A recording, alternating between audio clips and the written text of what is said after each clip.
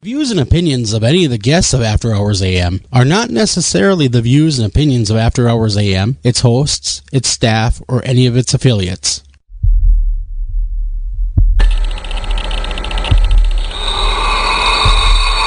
Welcome to the After Hours program.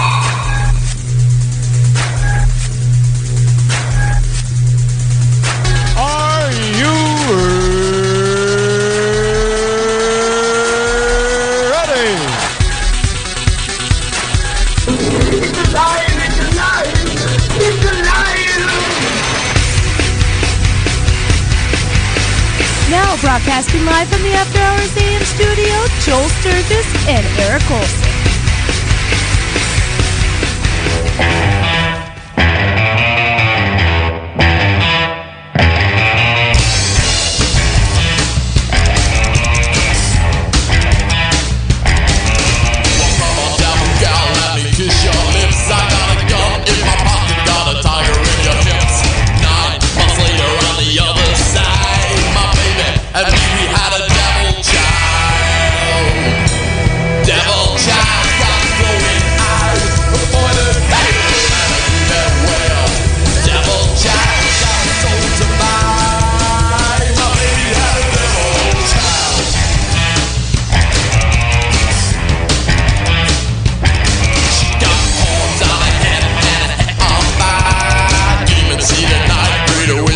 Good evening and welcome to this edition of After Hours AM.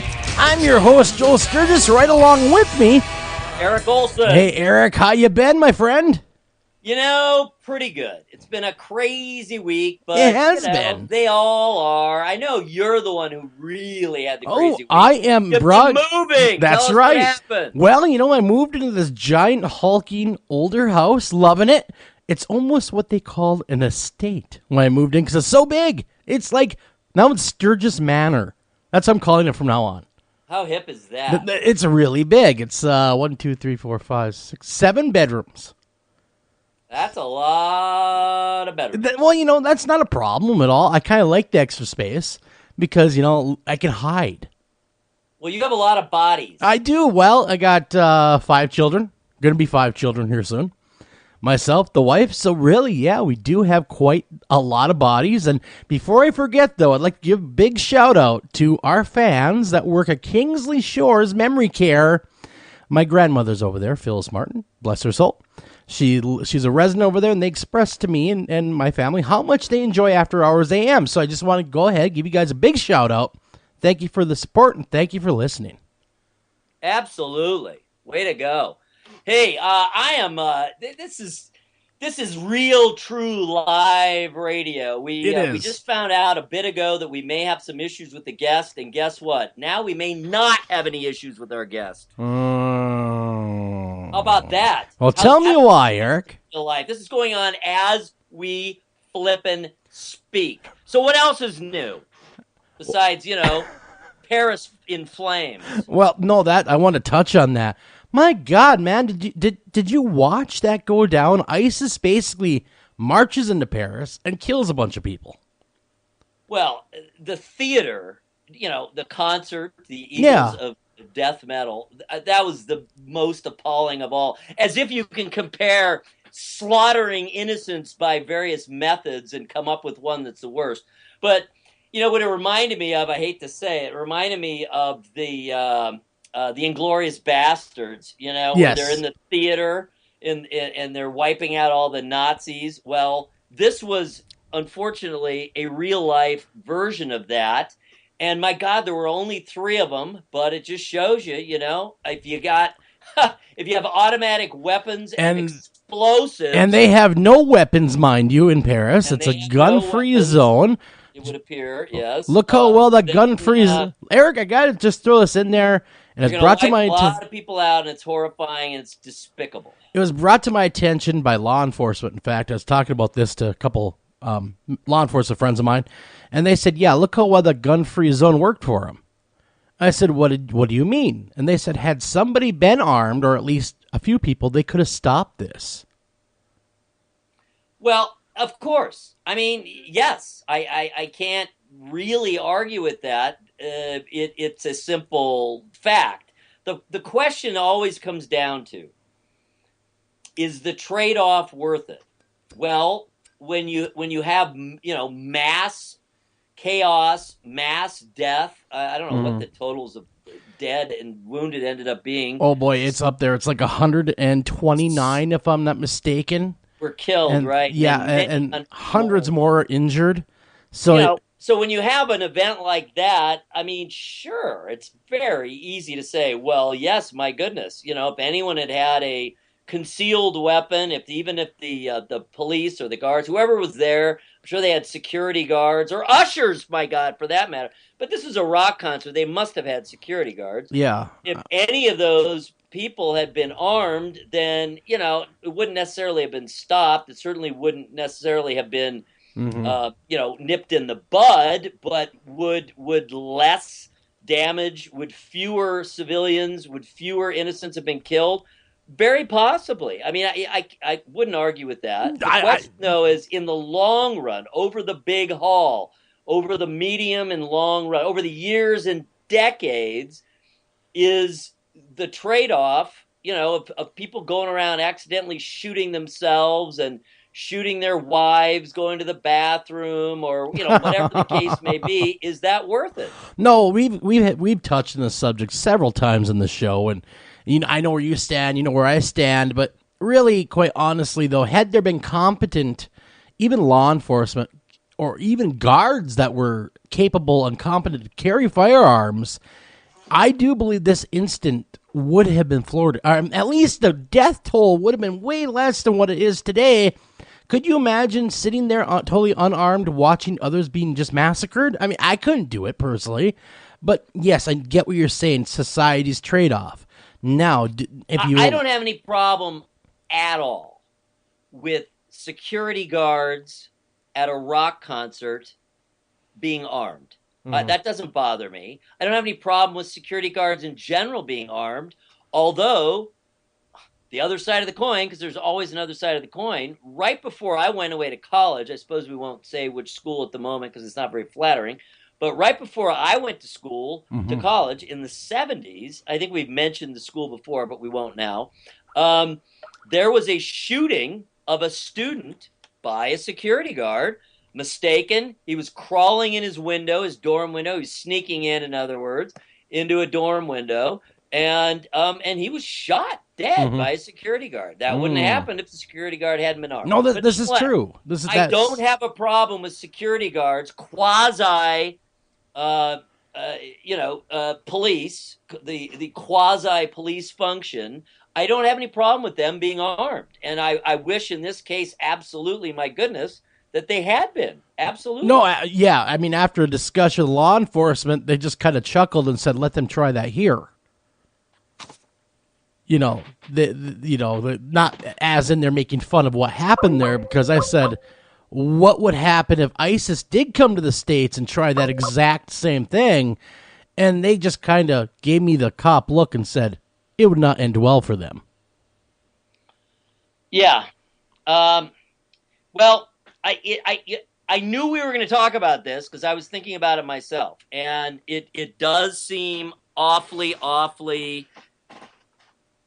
vulnerable, and it seems a terrible, awful waste of life that the people who were breaking the law, and I mean really, really breaking the law, and were looking to do simply one thing: kill as many innocent people as possible in any way they possibly could. That all this was going on in a closed environment where, as far as we know anyway, none of the quote-unquote good guys were armed. I was thinking about it as it was going on, and I was thinking about, wonder what Joel's going to say about this. So it's an obvious situation where, I mean, it's kind of the ideal scenario for this kind of discussion. Wouldn't that have been helpful? Well, yes, certainly it would have. But again, I'm not sure about the society-wide trade-off. Sure. Now, I know in England, for instance, they do not carry weapons. They're law enforcement. They're standard, everyday law enforcement. They have action teams that come in and they do that kind of thing. Is Paris the same way? Do their law enforcement not carry firearms? That I'm not sure. I'm really not. I don't know, what the specifics are. Yeah, I wouldn't say, it's just the beat cops. It's the bobbies who are not armed, and they're armed, but they don't have guns. No, they got tasers and billy clubs. They got all sorts of things to take you down. Don't get me wrong, and but it just really infuriates me because I guess on one hand we have ISIS doing what they're doing, and on the other hand we have a government, ours, that seems willfully incapable of doing anything about it. It's to the point now where the Russians are actually taking it to bear now and actually fighting back. Well, yeah. It's a very, very complex issue. I would say the answer is we need to, and this is what everyone has said, there's no mystery here. It is not controversial that everyone involved, all of the allies or potential allies, or at least, the enemy of my enemy. So that's a pretty wide net in this case. Sure. Even the Assad government, for that matter, of Syria. Everyone who is aligned against ISIS, all these nations need to band together. They need to form a singular front. They need to share intelligence. They need to weed out the moles, because there's always freaking moles. Yes, there is, unfortunately. And move forward and, let's face it, wipe them out. And that's basically they're on the run. But they need, and you know what happens to a cornered animal? They turn and get vicious. Mm-hmm. So that's where we are now. And, you could, in a sense, see it as a quote-unquote positive sign that there's all of this terrorist action going on now. Certainly wasn't just Paris. Yeah. Several, various, Lebanon and elsewhere in the Middle East, as well as Paris, of course. Mm-hmm. And then, of course, all this was turned out to have been based and planned from Brussels. Yes. From Belgium, which I guess is a hot spot of Islamic terrorism. That's what I've heard. But see, I guess it comes down to us in the States. Could this happen to us? That's a lot of people are asking that question that I've talked to.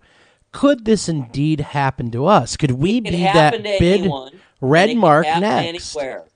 And so a lot of people in America, there's been a big spike now in people registering to carry guns. I don't know if you saw that or not, in the wake of this. Well, there always is. It's a huge spike. Anything happens, with guns, yes, in particular. Anytime there's any sort of outbreak of gun violence, whether it's a school shooting, oh my God, I feel, worse, honestly, about that and the recurrence and the regularity of it mm-hmm. than even about terrorism. But there always is. People are creatures, are knee-jerk reaction creatures. We definitely are that. We humans. Something happens. We're always trying to close the barn door after all the damn animals are out. Of course. Instead of being proactive, we're reactive. And, I'm absolutely hearing, obviously, the news channels, just make hay on something like this, and they're yes. going to beat it to death, no pun intended, sadly. But nonetheless, so you're hearing all this coverage and every minute detail, and we're hearing about the investigation. And I'm watching, and, sure, it's important. Yes, we learn.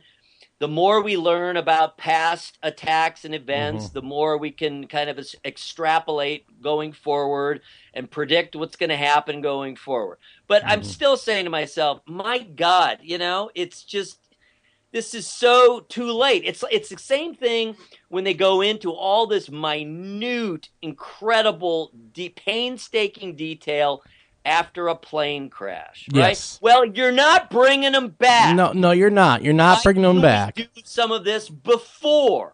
I've always said be proactive, not reactive.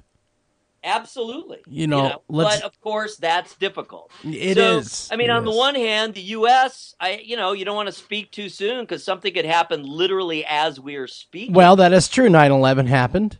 If that can happen, really, that really opened our eyes. 9/11 terrorism here in the States. My God, talk about large scale, talk about sweeping, talking about bringing a nation to its knees. I mean, if that can happen, now could a 9/11 type event happen again in the U.S.?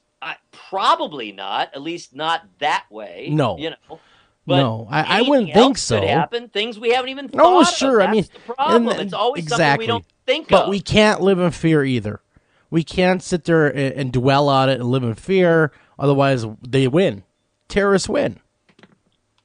I agree. It's a very terrorism or mass shootings, these kinds of things, these tragic large scale, medium to large scale events are so painful because on the one hand, you want to, it's as if you try hard enough, if you investigate hard enough, if you get into enough detail about what happened, it's almost as if you get the sense we feel like we can go back in time, but we can't. No. So What's you done gotta is keep done. looking forward. You have to prepare.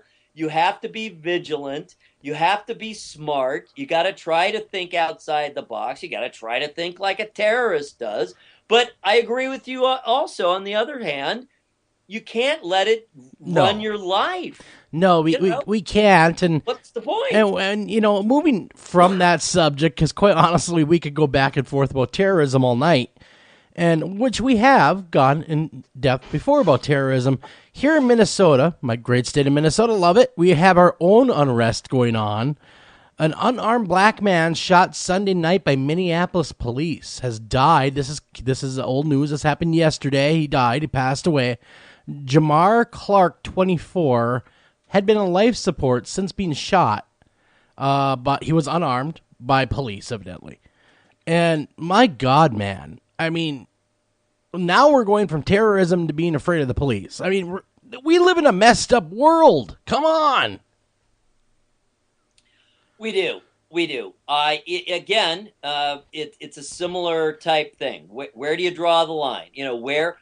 At what point, where is that line where the police have gone too far, where they were too itchy on the trigger finger? On the other hand, well, you sure don't want the cops being too reluctant to pull the trigger. This is true. And a lot of this is conveniently, according to my sources and as well in the news, that the body cams that they're supposed to wear, at least in my state, they were conveniently not working during the incident. Well, you can imagine.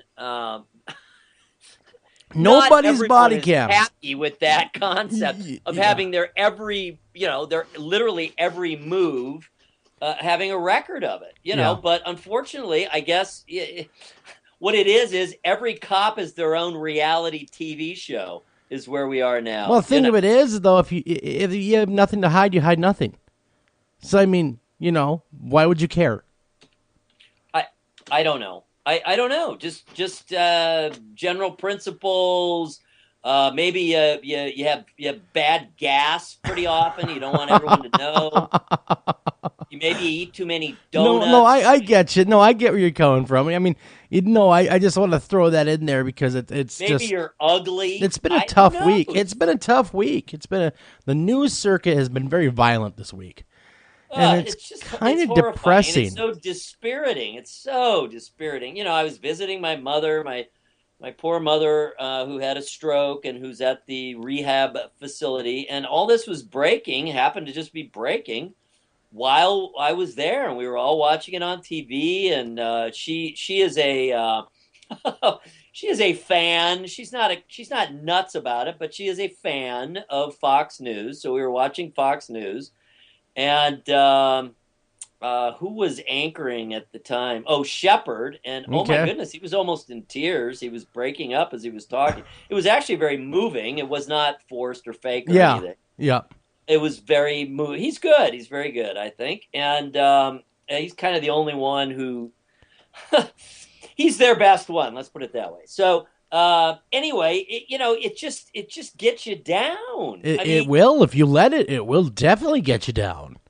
I mean, how can you not empathize at least to a certain extent? I mean, you have to learn as an adult, I guess, or just as a human being. You can't take it all in. You can't identify with everything, or it's all you would ever do. No. You would literally lose your mind. And that's what's behind the empathy gap.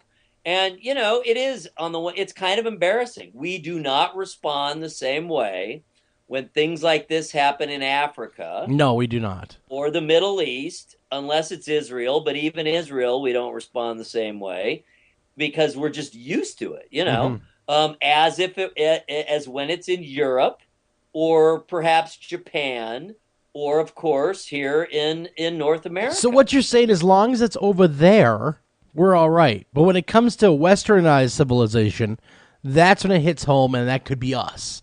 But if it's somewhere in Darfur or somewhere that's third world, okay, they're savages anyway. They've been killing each other since the beginning of time. Big deal. But when it moves to the westernized world, quite that. Yeah, I think a lot of people look at it that way, though. I think a lot of people look at it that way. Yes, but you're right. I mean, that summarizes it, and it's not conscious for the most part. It's subconscious.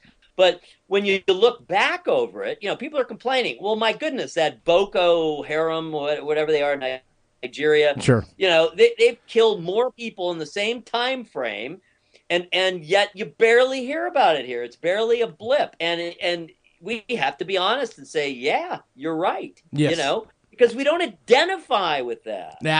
We just don't. We don't understand it. We don't even wrap our minds around that kind of worldview of that death and murder is the norm of the day. But unfortunately, in some places, it is. To a certain extent. People are people. People are no less people anywhere else in the world. Everyone is human. We all deserve the same level of empathy and sympathy. But the reality is, humans are not perfect. And we're still kind of living in that, it takes a long time for evolution to catch up for the changes. Think of the changes in the last 100 years, 500 years, 1,000 years. I mean, society, and Western society in particular, because that's where we are, has changed so drastically just in the very recent past. There's just no way that evolution has time to catch up with it.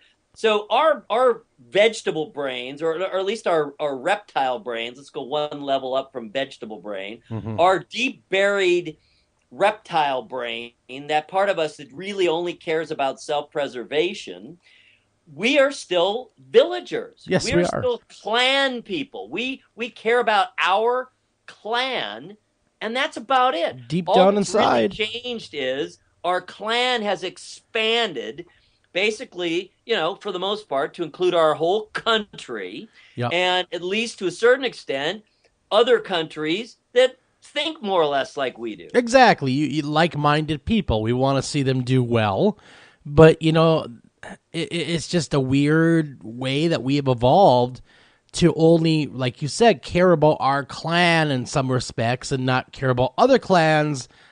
But really, where's the love, man? Where's the love? I'm serious now. I don't mean to be joking, but where's the love? Where is it that we just stop this BS and get to the bottom of things? I understand is not every Islamic person is a terrorist. I get that. There's a lot of great people of that faith, and really there is. But unfortunately, most terrorists are Islamic, and that's where we're having such a hard time. Well, terrorists, as we think of them, the other side of the coin is, let's be honest, in the United States, anyway. Now, it's a big caveat to say since 9/11, right? Because that's a lot of people. That's a lot of dead Americans, people from every country in the world, basically, were killed at that event. Because you were at the, kind of the world capital, let's face it, basically. But nonetheless, since then, I just read something saying more Americans have been killed by right-wing white people. Oh, I believe that. I do. Than by, Islamic militants. Now, if you're going to go spread it to the world, that's a whole different story. But yes, the most obvious and the most continuous and the most united, quote unquote, even though they're not united either, front against us, against the U.S., against the Western world in general, and beyond that, it's really against anyone who isn't them, let's face it, are the Islamic extremists. So that is true. I agree with you. It's, again, we're talking about straddling a fence here. On the one hand, I really, really do not want to paint Islam with too broad a brush. No, that's why I said there's a lot of great people in Islam. No. There's a lot of great people. There is no question there is a higher percentage within Islam of extremists than there are with most other religions. And those extremists within Islam are more violent than in most other religions. So that's a problem. But and then that's again, a problem that Islam itself ultimately has to deal with. But then again, to be fair, if we went in the way back machine, in Christianity, we were once violent ourselves. Well, it's not all that long ago that the Protestants and Catholics were killing each other in Northern Ireland. That's not long ago at all. No. So, there's certainly still Christian violence. And my goodness, you only have to go back to World War II where the Pope basically didn't say anything about it. Yeah, that's very, very true. The extermination of Jews, but let's face it, man, that was not, a good move from the Christian standpoint. So there's plenty of blame to go around. But right now, radical Islam is the big problem. And it's got to be solved. And it will be. And it's not going to be solved by us killing them all. It's going to be solved from within Islam. They need to, what they needed, yes, exactly. They need to police their own, just like we've had to police our own, just like every other culture. They need to have a reformation. Ours was 500 years ago. Exactly. Christian Reformation was 500 years ago. Islam is yet to have their reformation. They need to have it. And they will. They have to. At some point, enough of the good people have to stand up and say, I'm sick of this crap. I'm sick of having to run for my homeland. I'm sick of this. And they need to stand up against it, is what they need to do.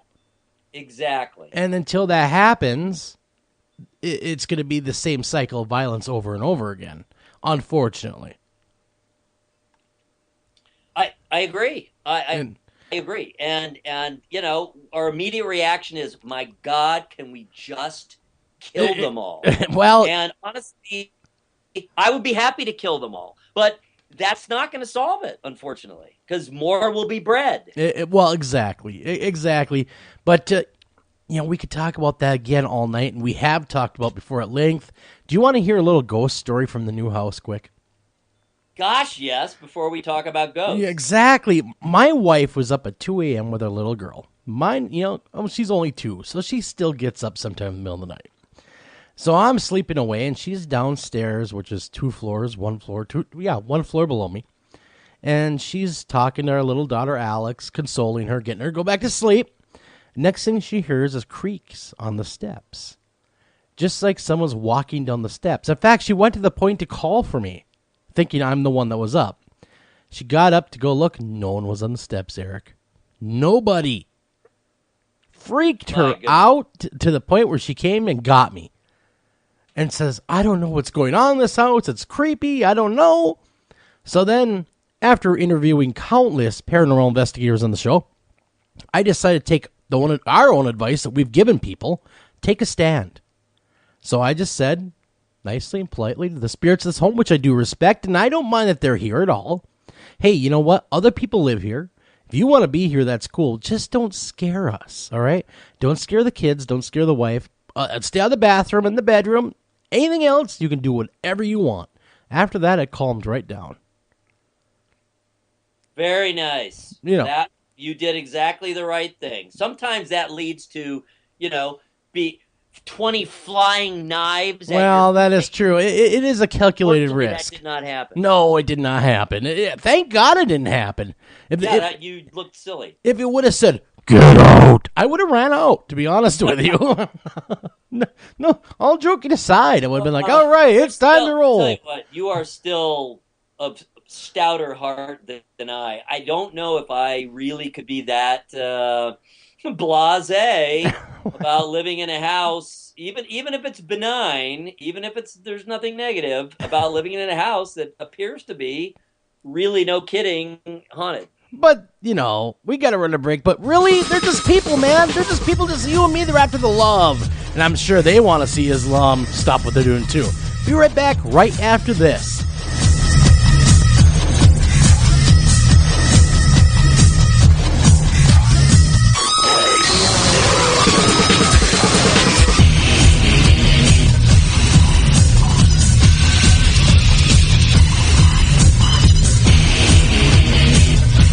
Taking a family of 5 to the amusement park can cost a small fortune. Oh, yeah. So to save some money, we thought, hey, let's bring the amusement park to us. Yeah. Go ahead. All right. Step right up, young man. Are you ready to ride the Wacky Waterfall?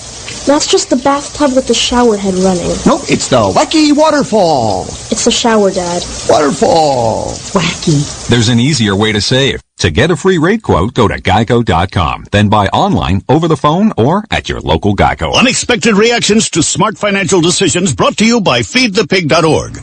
Well, I finally did it. My student loan is totally paid off. I can't believe it. I can't believe it either. I paid more than the minimum each month, and soon enough, it was gone. So you're just giving up? Giving up on what? The life of luxury. Egyptian cotton, caviar Thursdays, designer everything. What are you talking about? Our plan. What happened to winning the lottery and mastering the art of the perfect mimosa? Hosting galas, wearing enough jewelry to require a bodyguard, vacationing in the French Riviera, and then buying it. I just thought maybe it was time to prepare for my future. Set some financial goals, make some smart investments, open a 401k. Financial goals? Investments? A 401k? You are horrifying right now. Listen, if winning the lottery were easy, everyone would do it. When it comes to financial stability, don't get left behind. Get tools and tips for saving at feedthepig.org. This message brought to you by the American Institute of CPAs and the Ad Council. Are you hungry? Hungry as a gremlin? Here's Gremlin cereal. Gremlins, bite after bite. What a tasty way to satisfy a gremlin appetite. Gremlins is a deliciously sweet, crunchy cereal that satisfies the hungry little gremlin that's in all of us. Gremlins, bite after bite. What a tasty way to satisfy a gremlin appetite. Gremlin cereal is part of this complete breakfast. Gremlin, yum yum. Northern Tool and Equipment. I got a rather serious problem over here. All right, what are we looking at? Cranky mother-in-law asleep on the couch in the man cave. Dear God. It gets worse. That's impossible. She's passed out on the remote. I stand corrected. What do I do? Okay, I want you to grab a Torrin Big Red hydraulic bottle jack. Okay. Now you wedge that bad boy in under your mother-in-law and crank her up skyward. It's working. Got the remote. Great. Now grab that Torrin Big Red 2-ton folding shop crane and put that woman on wheels. And away we go. There's no problem a little horsepower can't solve. Northern Tool and Equipment. Do you have a question for our guest tonight? Don't feel like calling the show? Not a problem. Email those questions to afterhoursam@gmail.com. Again, that's afterhoursam@gmail.com.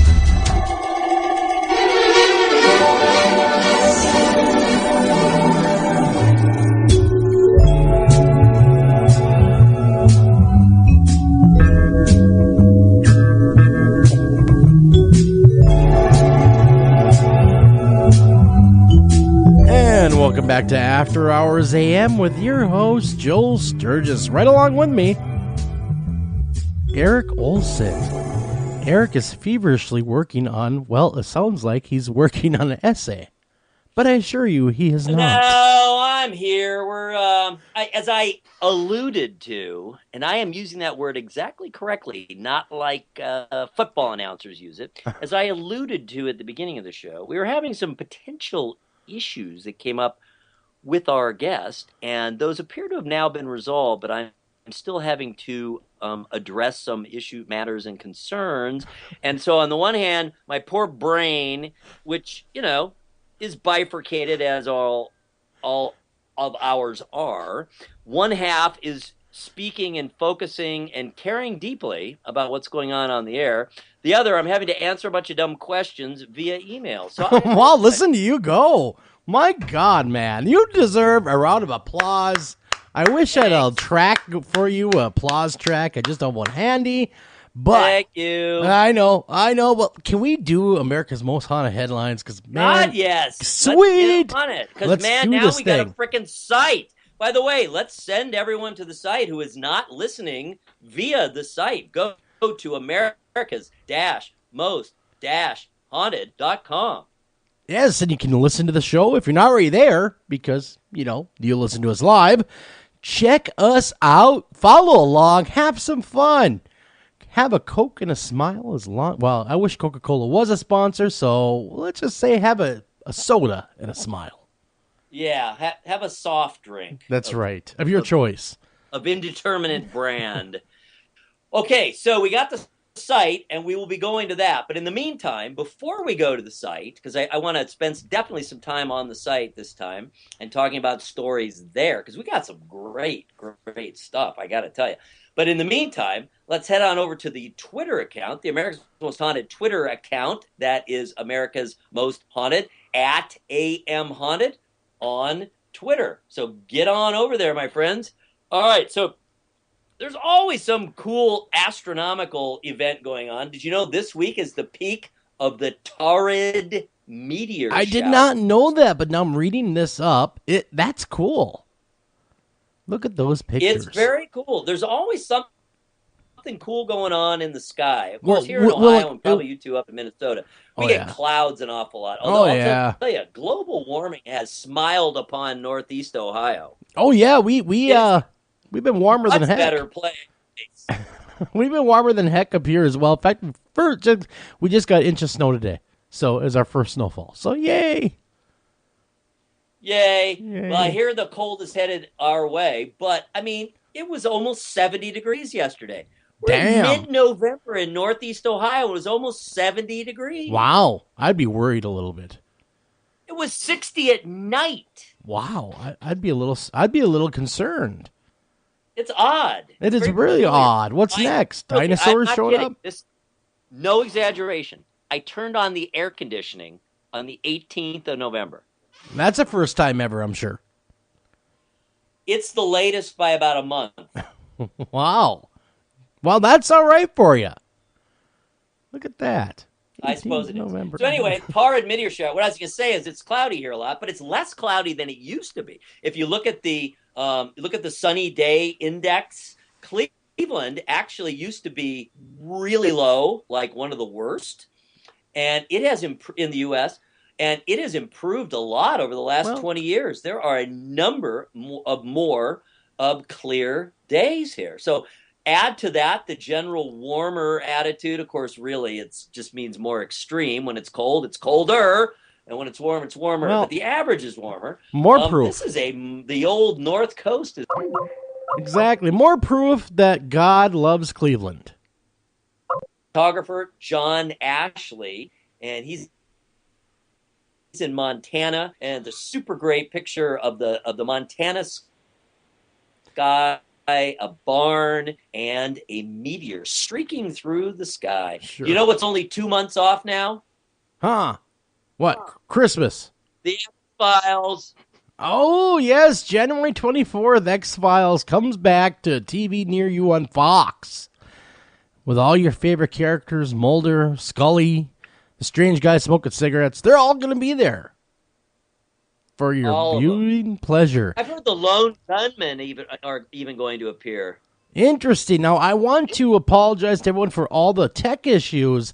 Eric is dropping out a little bit tonight here and there, but then again, that's all good. We got this. Well, maybe we'll have to think about maybe we should connect my phone at the break. But if this is an ongoing problem, because, who needs that nonsense? All right, moving on. Did you know that today is World Toilet Day? I did not, and thank God for the toilet. Let me tell you. Toilet is absolutely top 5 all-time invention. Oh, I would say, yeah, it's got to be like right after sliced bread or something. Because, man, without the toilet, where would we be? Outhouses. Using pine cones and screaming while we did it. The Sears catalog, though, would still be in print. I'll tell you, toilets are amazing if you think about it. They really are. Because you don't have to think about it unless they break. And even if they do, they're so simple mechanically, even a mechanical dunce such as myself can fix a toilet.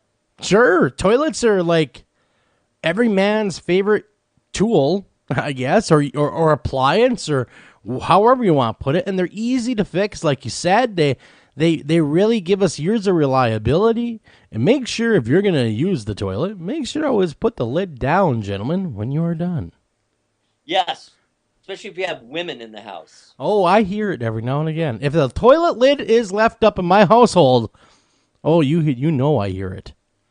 All right, so the women have this thing about the seat, and I understand, who wants to fall into the toilet in the dark when you're, asleep and dragging yourself in there and you got to pee or whatever, and you don't even turn on the lights and you sit down, you fall into the toilet. That sucks. I get it. But here's what the women, at least in my household, don't do. They don't put the toilet paper roll on the dispenser. No? They leave it sitting on top of it. Oh, that's, if you're going to go through the trouble of making sure that seat is down, they could at least go through the trouble of making sure that there's toilet paper ready to go. I'm just saying there should be a happy trade-off. I couldn't agree more. It's Venus and Mars meeting. Exactly. Hey, I got the same problem sometimes in my own home. So I mean, I don't think we're ever gonna win this, Eric. Women will always win. Push one side of the frickin' dispenser thing in, put the roll on it, and put it back in. How hard is that? Well, they're busy ladies, I guess, and they just don't have time to do that. Yeah, I got a daughter who says, I kind of have a hard time with that. You're 16 years old and have gotten straight A since 5th grade, and you can't figure out how to put the toilet paper. Oh, don't even get me started on young ladies and not knowing or not being courteous. Oh boy. All right, well, let's move on. How's this for a courteous young lady? The Virgin Mary. Really amazing article, very serious, very in-depth on the Virgin Mary and her various, in particular, appearances, her apparitions, as Harry Potter would say, throughout the centuries and decades and millennia, and how the Virgin Mary, who is barely has a handful of lines that she speaks in the entire Bible, the entire New Testament, in other words, we don't know a whole lot about her personality. And according to this article anyway, and I don't argue with it, in National Geographic, she is the most powerful woman in all of world history. Go girl power. Wow. Virgin Mary. #1 as far as powerful women in the world. Wow. There you go. Didn't see that one coming. So there's, of course, a link to that article from the Twitter feed. So go check that out. It's really very good, very interesting. And that is a worldwide phenomenon. Literally around the globe. Do you remember people see the Virgin Mary on a regular basis? But do you remember the lady that had the Virgin Mary in her toast? Of course. Selling on eBay? Come on.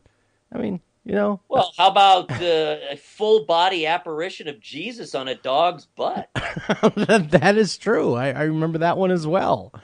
Oh, poor Jesus and Mary. I tell you. All right, here's back to the girls. All right, this is awful. And if you think about it, it's not that long ago, and it's even worse that these things have happened. These things are happening now in Africa and in India and in New Guinea, and I'm sure there's other places. They just dug up 14th century, so in other words, 1300s, Italian teenage girl with scurvy who was burned and buried as a witch. And the surmise is the scurvy scared the villagers. She had a scurvy. Come on, people. You know, she looked funny. Give her an orange. Yeah, they didn't know about that back then. So, or at least not in Italy. I wonder when. When did they start? When did the limeys out of England, start sailing? When did they figure that out? That'd be a good question. I don't know the answer to that. Yeah, what did they discover? If anyone knows the answer, go ahead and email us at afterhoursam@gmail.com if you know the answer to the 14th century or when they discovered that indeed oranges cure scurvy. So stop burning girls and women just because you think they're a witch. Exactly. There you go. That is my opinion on that. I have laid down the law. That will be enough of that. All right. Now, this is a tweet, of course, but head on over to the website, America's-Most-Haunted.com. If you're already there listening to the show, great. You could head over to the front page and check this out. Or actually open a new window is what you'd have to do because we want you to keep listening to the show. That's right. Obviously. Don't leave. Don't leave us. We love you. Yeah, don't leave. That would suck in many ways. All right, so, but check this out. Our good friend, and who has appeared on both of our shows prior to us even teaming up, Shannon Byers, and she is the paranormal genealogist, and she did all kinds of research. I had the honor, honestly, of editing, doing a little rewriting, just tightening it up, making it kind of more like magazine format, of the article that she wrote on Lavinia Fisher, who is, of course, the ghost of the old Charleston jail in Charleston, South Carolina. And this is one of those cases where almost everything told about her by the ghost tours on the ghost TV shows, anywhere, any source, books, blogs, anywhere you might go, or almost anywhere you might go, is almost all wrong. Interesting. She's called America's first female serial killer. She was not. She is called the first woman executed in the United States. Not even close. She was like the 35th. Wow. And that's documented. There had to have been others who... Very interesting. Fallen through the cracks. Oh, by the way, I've answered your scurvy. This comes from Paul Wagner from Australia. Whoa! Well, I know, right? Quick. And he says, according to this, that the vitamin C-rich diet was proven by, it's a lengthy email here. He's given facts and reasons why that's working. It was given the Royal British Navy was the first ones to discover in the 1700s that citrus does cure scurvy. But so it wasn't until the 1700s. Exactly. And he also gave me a link to a Wikipedia page. And yes, indeed, it does check out, if you believe Wikipedia, along with our good friend Paul. Wonderful. Thank you very much. That was very quick and very helpful. That was very quick, very helpful. Thank you again. So this was hundreds of miles away and hundreds of years before that they knew anything about scurvy. So, this poor girl, here she has this disease, this deficiency disease, so that's not a good sign in the first place, right? I mean, she's not eating very well. She's only a teenage girl. They said she was very small. She wasn't anywhere near 5 feet tall yet, or wasn't going to get there probably, because she was possibly a later teenager. And so here she is. She's unhealthy. She's probably not doing anything to anyone, but she looks funny, she looks strange. She might even look kind of frightening. Sure. And they end up burning her as a witch and tossing her in a hole and covering her up with a big rock. Poor girl. Not even fair. She only had scurvy. No fair at all. Not fair whatsoever. You think that... There's not one bit I like about that. No. Thank God for Minute Maid. Well, my goodness, yes. Don't you just feel better when you have any kind of citrus? I kind of do. Drink or food form. Doesn't it just make you feel does. better? Well, unless it's Mountain Dew, and then it's like, not really, but yeah, well, That's not well, really citrus. well, they say it's citrus, but mellow yellow, I like that better. But yes, I do feel better after I have. I was thinking more of the actual, juice. Yes, I know what you're saying. No, I do. If I could beat my children to it. See, now that's the thing in my household. If there's anything good, you could bet your bottom dollar that they're going to get to it first. So, what I have done is I've started the fine art of hiding food. So, if there's something that I want, I've learned, and I'm contemplating getting my very own refrigerator. Just for me. Just for me. We do is we spread it around. We have 3 freezers and 2 refrigerators. Oh, yeah. We have one central fridge. It has the water and the ice in the door, the whole bit. And if there's anything that's remotely worth eating or drinking in the fridge, it is gone. It's gone so fast. I mean, it's unreal how fast it's gone. So I've been toying with the idea, because I have my own studio in my home, having a small little dorm room fridge, right? That just for myself. Just for me. Dude, don't even think. Just do. That's gonna be my Christmas present to myself. Right Go now. buy it. Run to the big box store, get myself a dorm room fridge, and I'll be in business. But yes, I enjoy, especially in the morning, some orange juice. Absolutely. It's great for you. Helps the body, helps the soul, makes everybody feel better with a little bit of orange juice. There is no doubt about it.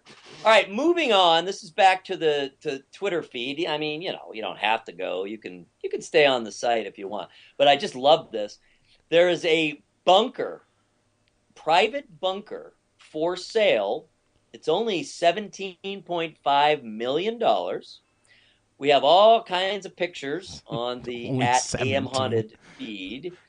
And looks like it has many, many rooms. Looks like it could be split off into probably multiple families. It's almost like an apartment complex, really, underground. But this thing is amazing and well-appointed. Nukes. It's nuke-proof. It is zombie-proof. 7 of them zombie. They make sure to add the zombie in there. You notice that? Hey, by the way, it's also zombie-proof. Of course. Well, how do they know it's zombie-proof? What zombie they tested on? They say so. Was there a zombie available for comment on this? I cannot get in, no matter how hard I try. I smashed my face in. Smashed my face. I don't always like to bash bunkers, but when I do, I avoid this one. Absolutely. So yeah, go check that out. It is astonishing what you can get. Of course, it is $17.5 Well, if you got $17.5 million of exposable income, don't buy the bunker. Give it to me. I'll get rid of it for you. Don't worry about it. I had people, after the tweet was up, I had people say, you think they'd rent out one of the rooms? Yeah, just rent it out, by the month. No, I don't know. Hey, since we have recently done a show, more than one show, really. Leading up to Halloween, we talked about all the business of Halloween, and we had one whole show focusing on haunted attractions. New trend. It's real. I was very surprised to see how extensive it is. There's a whole list that you can pick up from the tweet at Selling Halloween, which is, of course, the trade publication. Mm-hmm. And there were a large number of Halloween haunts, that stayed open this year at least through November 13th. Interesting. See, no, that's just smart. That's smart business. Friday the 13th. That's just smart business right there. Only made sense. And I noticed a few went even past, since the 13th was a Friday, they figured, what the heck, we're open, and they stayed open through that weekend. But sure. Last weekend, I guess we're talking about. Yeah. So, yeah, that season is just extending. It gets earlier and it gets later. Eventually it's going to be just as long as the extended Christmas season. That's kind of cool, though. I'm glad that they opened up on Friday the 13th or kept it going. Because, quite honestly, that'd be kind of cool, Friday the 13th. Because generally, what do? Avoid black cats and ladders. And watch maybe a couple movies. Now you have somewhere to go. Yeah. I noticed some of these houses, too, the ones that are open, that do open for special events throughout the year, spooky events and they'll be open for other Friday the 13th. In other words, any Friday the 13th, they will open up for some of these houses. And then some open for Valentine's Day. Some try to do a Christmas theme, scary Christmas theme. Some do even a scary Easter. I mean, anything, any excuse really to open up. And clearly there's a core audience that's willing to go pretty much any time of year.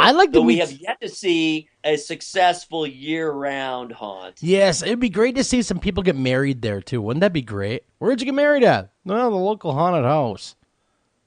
It was so fun. Well, I've noticed there are a number of alternative wedding planners out. I actually just saw a website like this, and they were certainly not the only one.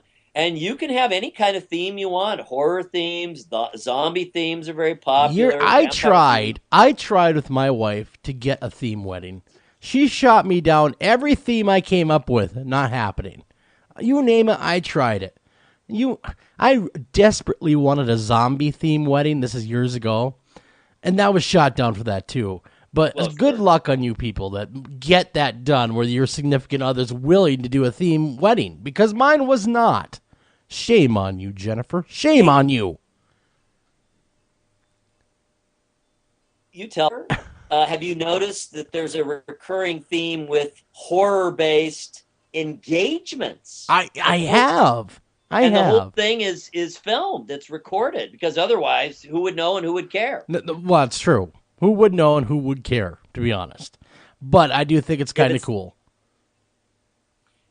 It is, and it's elaborate. One guy's favorite was Halloween, and everything about it was a Halloween theme. And of course, he was dressed up in inappropriate garb, and he frightened his to-be fiancée, and then asked for her hand, and he allowed her to keep it attached. Oh, good. Well, that's a plus right there. Can I have your hand?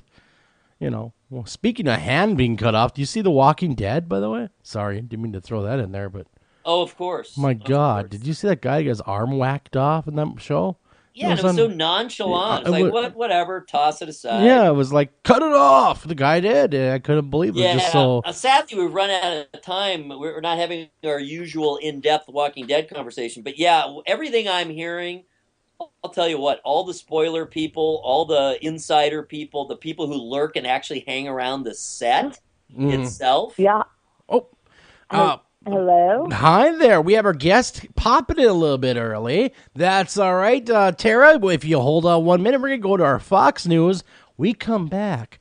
Miss the beautiful Tara Sakaoff. If I can even pronounce the name at the moment. Right after this.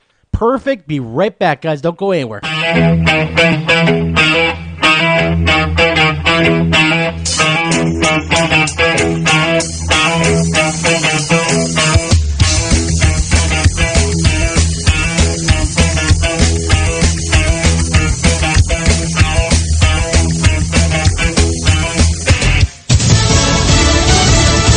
Fox News Radio, I'm Kathleen Maloney. In the face of ISIS video threats and the Paris terror attacks, America's law enforcement experts say, be aware, not scared. Fox News Radio's Gernal Scott joins us live. Kathleen, for now, there are no credible terrorist threats to react to. That comes from U.S. Attorney General Loretta Lynch, who says the intelligence community is looking at every connection to the Paris bombing. To uncover and disrupt any plot that takes aim at our people, our infrastructure, and our way of life. At Lynch's side, FBI Director James Comey, he says counterintelligence, along with the nation's eyes and ears, allows for any threats to be assessed. Both say they don't want Americans to live in fear of ISIS threats, Kathleen. Thanks, Gernal. Reassurances, though, not enough for the House voting today to make it more difficult for certain refugees to get into this country. Fox News Radio's Jared Halpern live on Capitol Hill. A passionate debate ahead of an overwhelming vote for additional vetting requirements for Iraqi and Syrian refugees. The Republican bill before the House today fails to meet our values News. Democratic leader Nancy Pelosi argues the vote slams the door on women and children trying to flee ISIS. Not so, counters Georgia Republican Doug Collins. It's not keeping the example of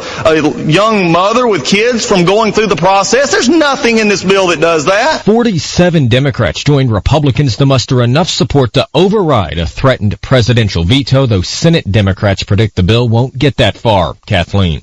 Thanks, Jared. And the Democratic presidential frontrunner not in favor of sending American troops to fight Islamic militants, even if terrorists hit the U.S. again. Our efforts will only succeed if the Arabs and Turks step up in a much bigger way. This is their fight, and they need to act like it. Hillary Clinton. You're listening to Fox News Radio. Fair and balanced. The man who planned the Paris terror attacks won't be plotting anymore. French prosecutors confirmed that a body found in the rubble of an apartment building in northern Paris is that of Abdelhamid Aboud. He is the Belgian national suspected of being the ringleader behind last Friday's terrorist attacks in Paris that claimed 129 lives. French authorities say they weren't even aware that he had returned to Europe after leaving for Syria last year. As the search for more suspects continues, French lawmakers extended a state of emergency for 3 months that will give authorities more power and scope in tracking down ISIS terrorists. In Paris, Ashley Webster, Fox News. No Subway sandwiches for Jared Fogle, the former pitchman sentenced to more than 15 years in prison after admitting to kiddie porn and paying for sex with underage girls. Pickets up at 7 major airports. Baggage handlers and security workers walked off the job in one-day strikes at major airports, including New York, Boston, Philly, and here in Chicago, some demanding to unionize, asking for better working conditions and for $15 an hour. I hope that people will realize, sort of bring attention to the issue at hand. They will see that these workers, they're the eyes at the airport, and they are being mistreated. SEIU Communications Director Isabella Miltko, the industry is pushing back on alleged mistreatment of airport workers, and air carriers say that the strikes haven't caused any delay. Fox News Radio's Jeff Manasso in Chicago. A former spy set to be paroled from federal prison tomorrow, 30 years after he was caught selling American secrets to Israel. Jonathan Pollard will be on a short leash, though. He'll wear a GPS tracking device, have a curfew, and cannot use the internet. Pollard's lawyers say they have lined up housing and a job for him in the New York area. Mexican migration making a U-turn, a Pew Research study finding more Mexicans now leaving than entering. I'm Kathleen Maloney, Fox News Radio.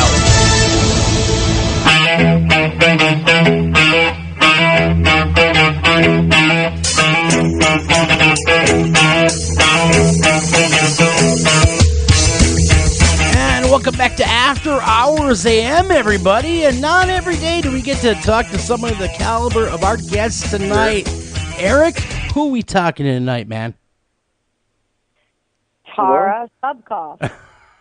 Exactly.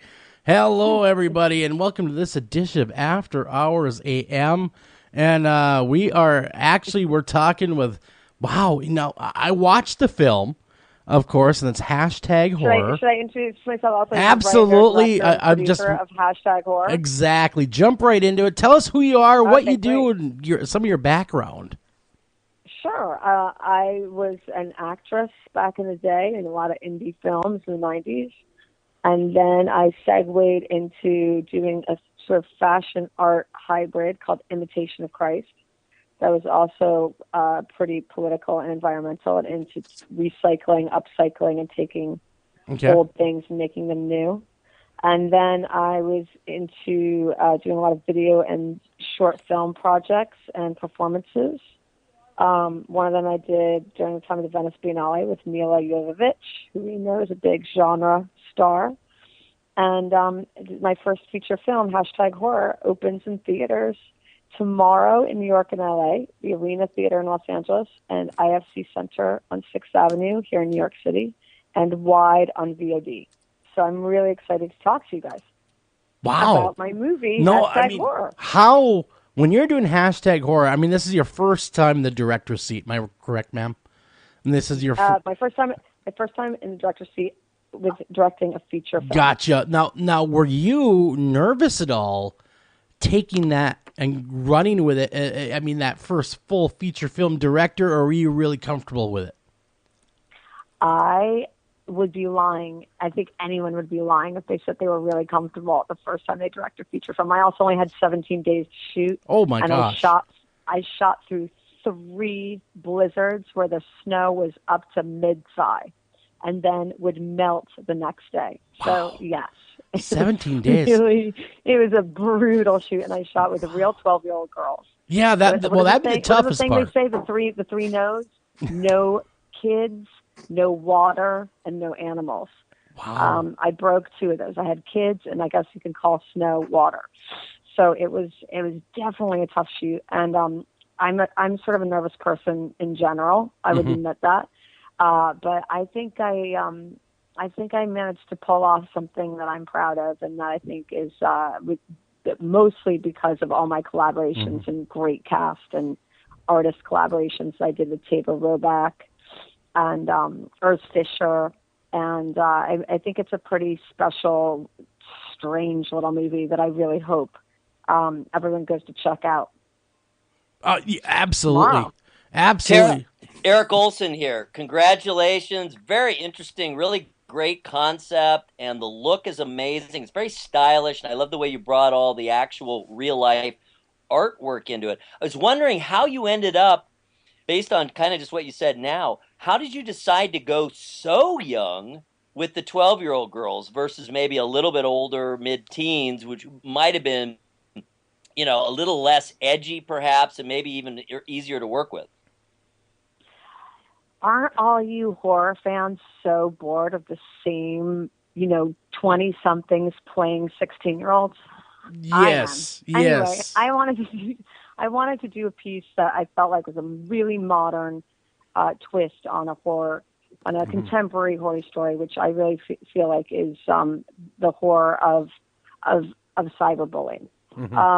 And it hits young girls the most at the age of 12 to 14. So I wanted to be really honest with that and the portrayal of that story.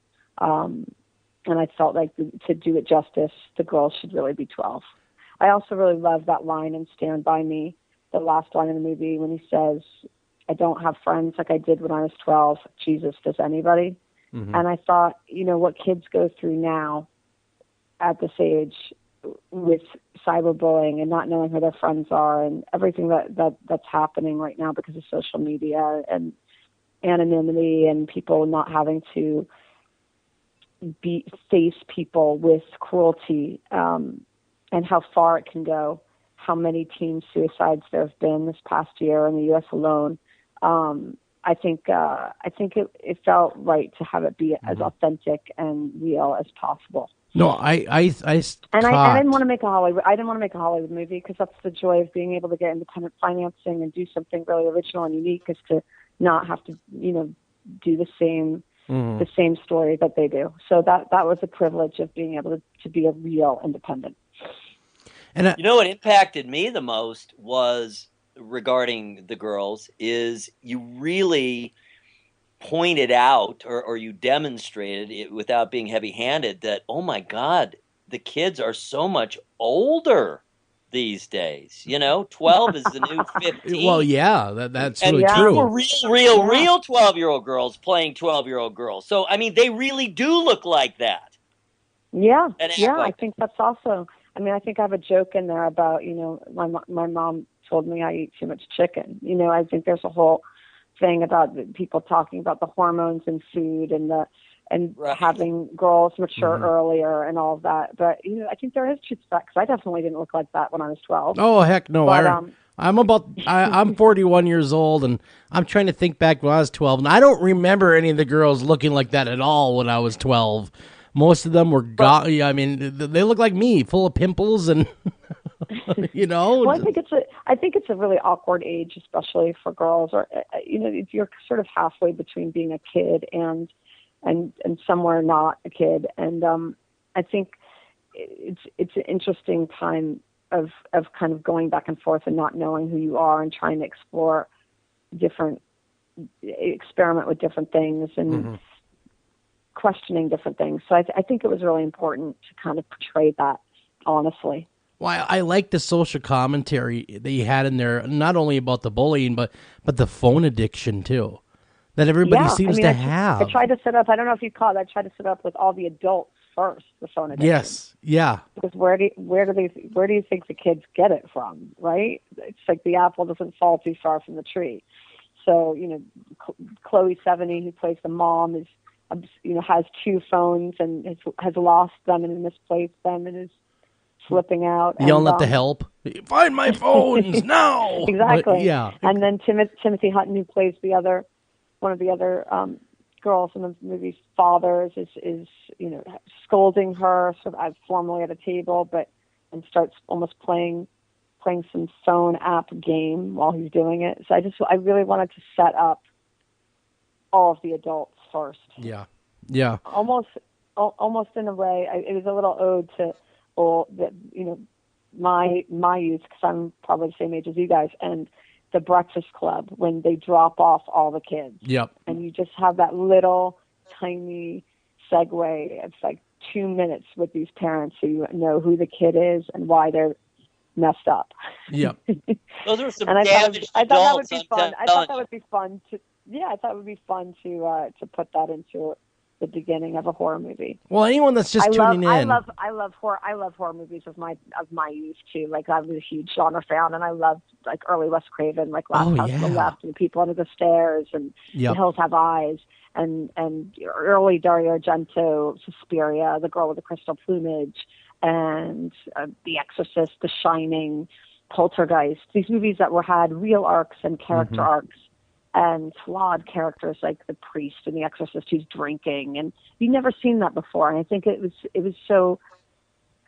I don't know. I really like that. I like the richness of those stories and those characters and the depths and the full arcs and the big sets and the richness of it. And now it's kind of different. It's more cheap thrills and scares and how to do it as quickly for a low as budget as possible, and that's great and everything. We're starting to see a lot of the same story over and over again. Exactly. So I really wanted to do something out of the box and a little ode to the style and the care of the genre films of my youth.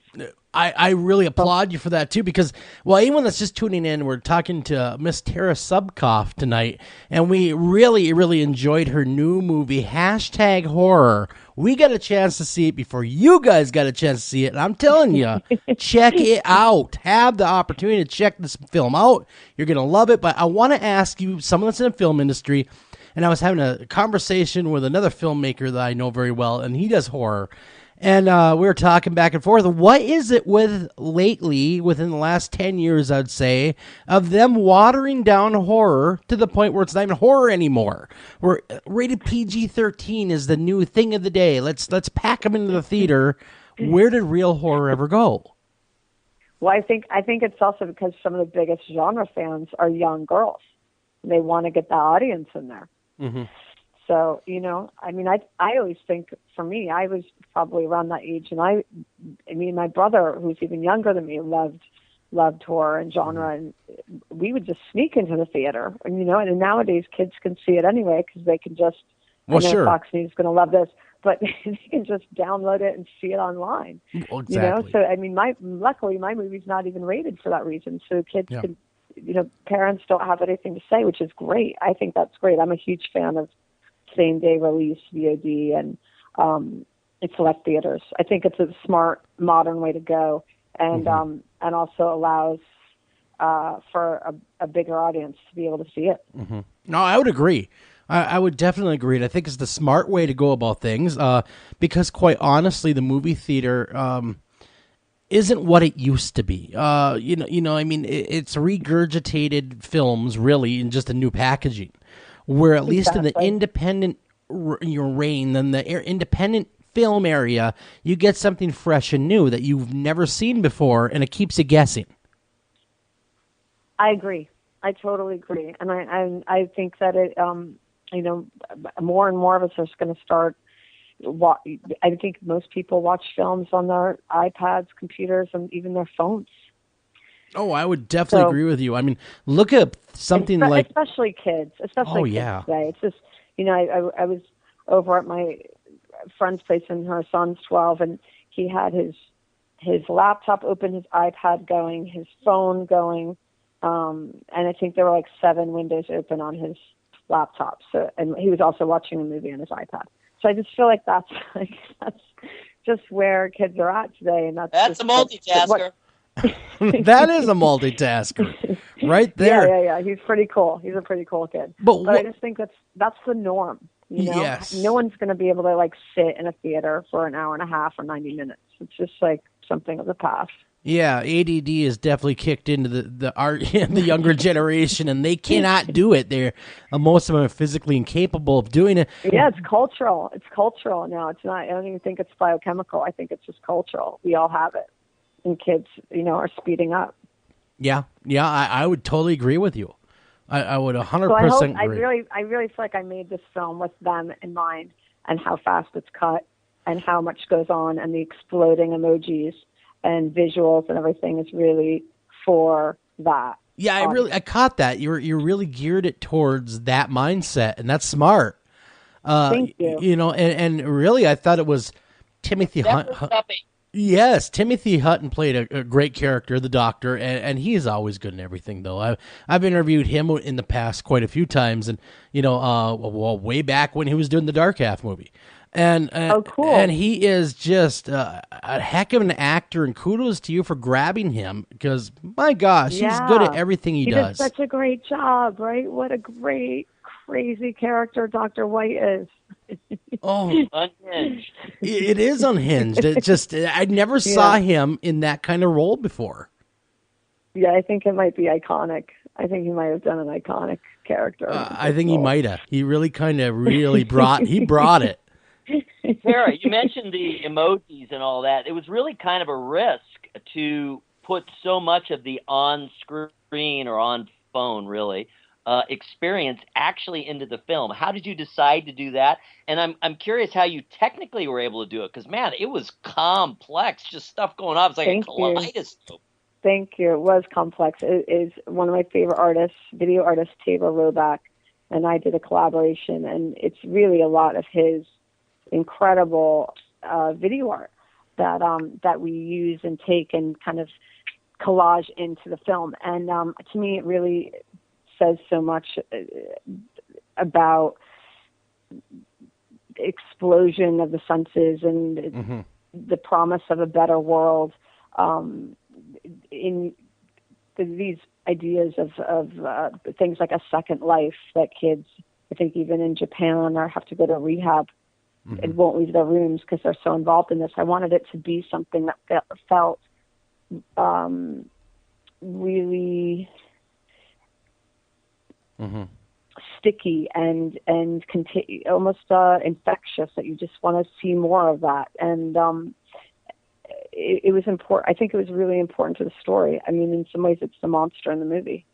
I would agree, and I liked, and the one mother. The actress that, oh my gosh, you have so many good characters in this movie, and thank you, and really strong actors and actresses. Really lucky with the cast. Such good actors. Yeah, really got lucky. Well, I shouldn't say lucky.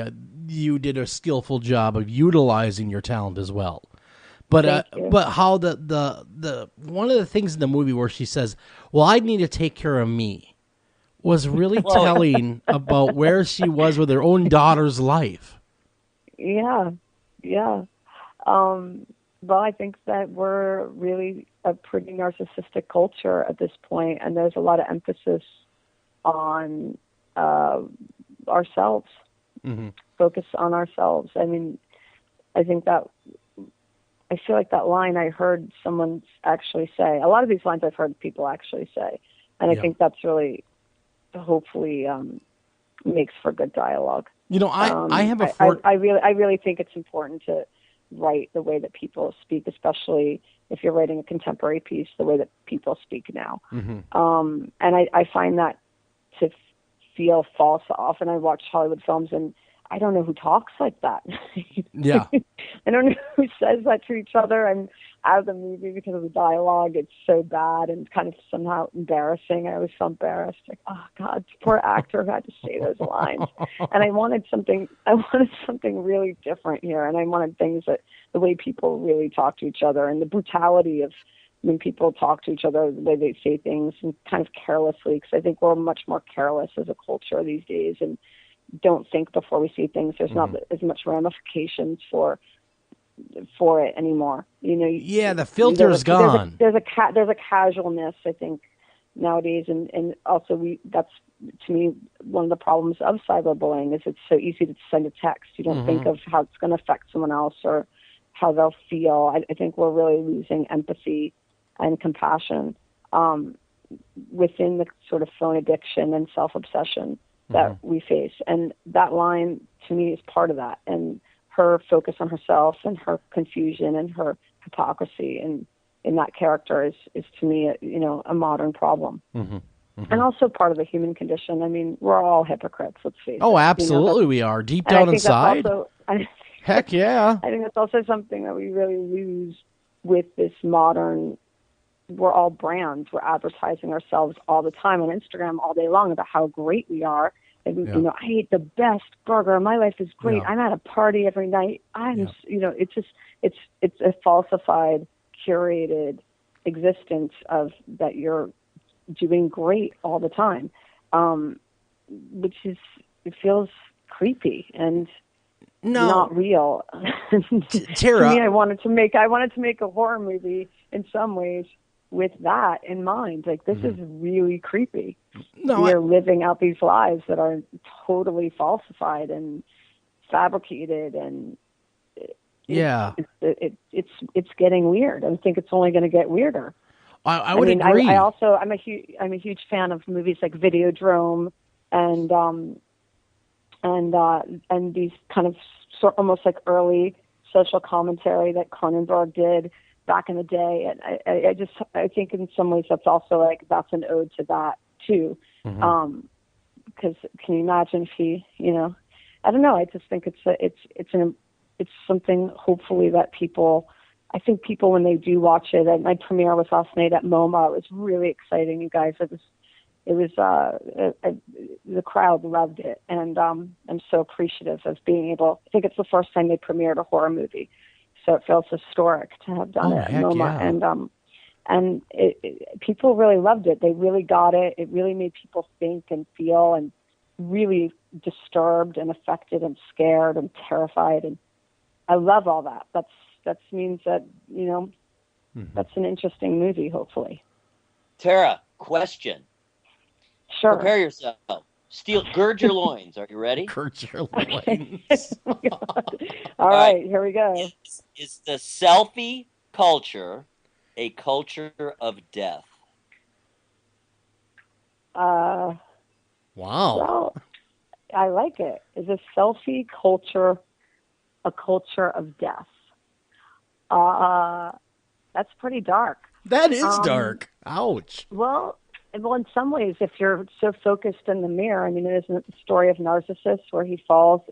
He's so busy looking at his reflection that he falls in the water and drowns.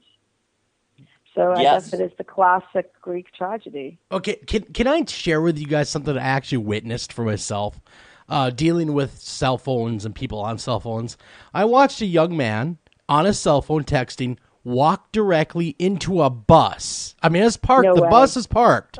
But he walked face first directly into and fell down.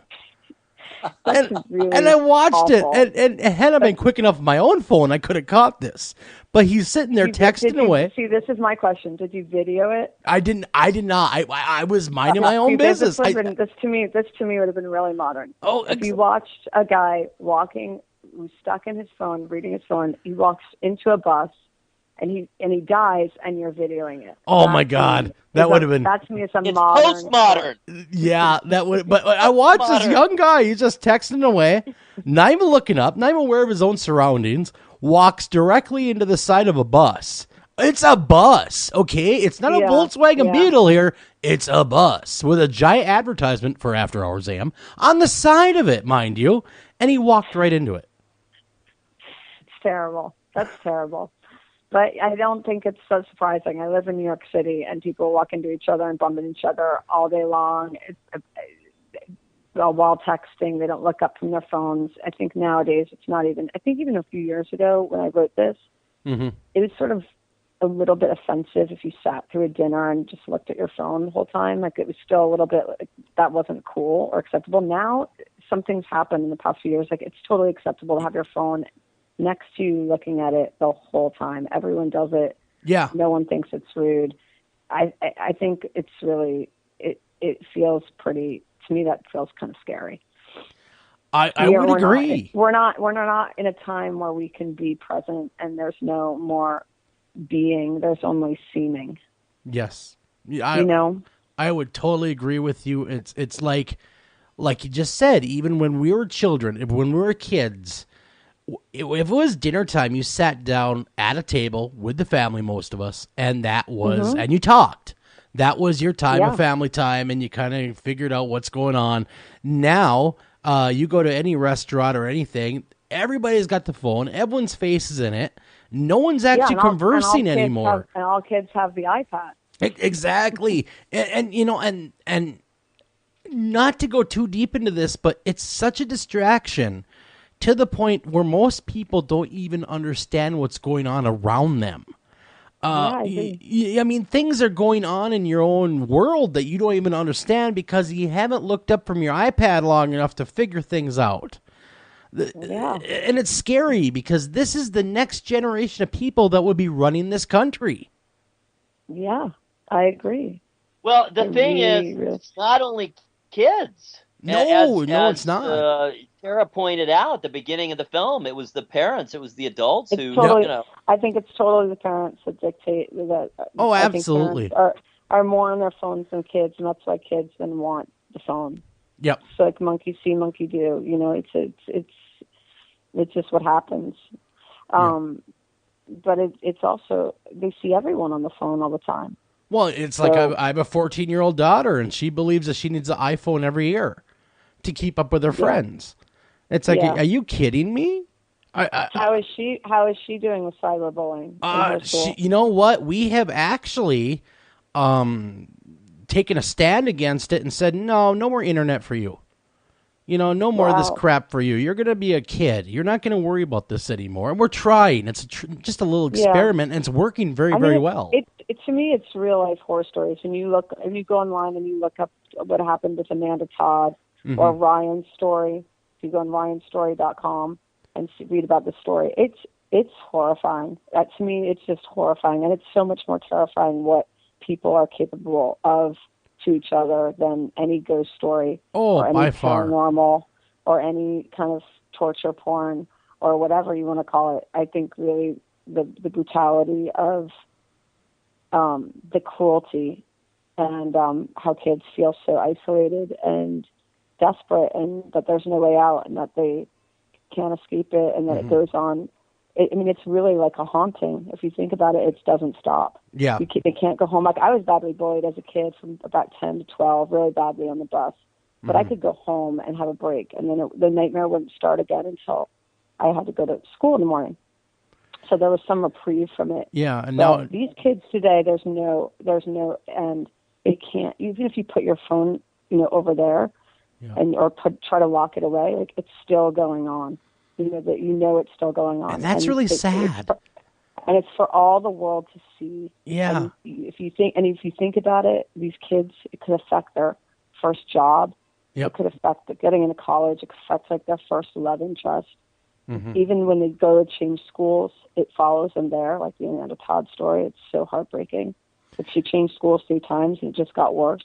It really is to me. Like, to me, that's why I wanted to write this script. Is like it's being haunted. Yeah. You can't escape it. Yeah, no, you're absolutely correct, because like you said, when I was a kid, and like when Eric was a kid, when we were being bullied, we left school and we went home to our families, and there we had a reprieve until the next day. I rode my dinosaur home. Did you ride your dinosaur? What was its name? Dino, by chance? Maybe in Bedrock? Okay, I won't make any of those jokes to Eric, but at least we had that reprieve, like you just said, and I agree with you. We had that moment of, and if it got really bad, you told your mom, and she did something about it. She could go into the school and say, "Hey, I'm sick of this." I never told my mom. Well, I couldn't, but I think it was humiliation or something too. But my mom actually wasn't doing that well health-wise, so I couldn't tell her. But it was so rough, you guys. I think being bullied is the worst experience as a kid that possibly exists, especially if you're a weird kid and they really have something on you. And I definitely was a weird kid. Well, there's nothing wrong with being weird because that's the creative people. I mean, those are the ones that really make it, are the weird ones, because I was one of them. And look at me now. I just had a journalist question if I was actually bullied or not in the process, and it's so brutal. It's like, how can you it's so amazing, journalism I find today too, yellow journalism especially, because it's another form of cyberbullying. Yeah. And these people are so irresponsible. I just think it's irresponsible with your writing, irresponsible with your fact checking, irresponsible with thinking how it's going to affect another person. Exactly. Or people or lives.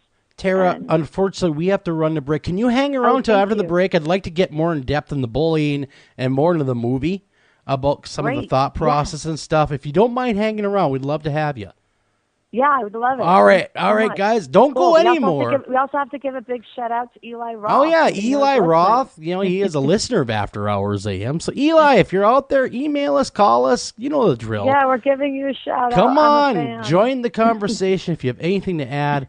But everybody, Tara Subkoff is definitely really blowing the doors off cyberbullying. I want everyone to hang around so we can talk a little bit more about it, listen more about it. Don't go anywhere. We'll be right back right after this. Thank you.